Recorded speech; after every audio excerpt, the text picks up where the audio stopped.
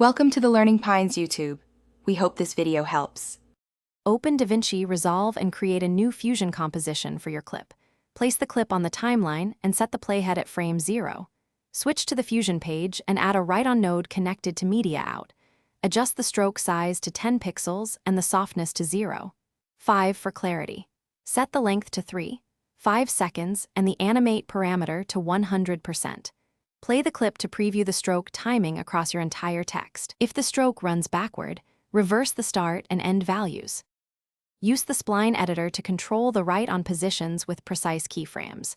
Enable the center X and center Y animation for frame-by-frame adjustments. Add keyframes every 3 to 6 frames to create smooth hand-drawn motion. Smooth curves using the spline tension at 0.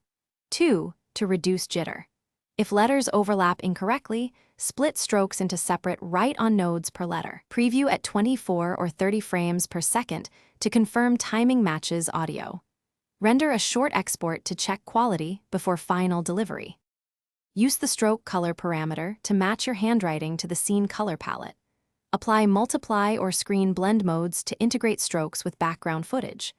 Enable taper start and taper end with values of 20 and 30 to mimic pen pressure. Animate width and opacity over 5 frames for natural fade and stroke dynamics. Export with DNxHR or ProRes at a 16:9 aspect ratio and desired bitrate. Save your write-on presets for reuse. Name them with clear labels and version numbers. Thanks for watching. Consider subscribing if we helped you.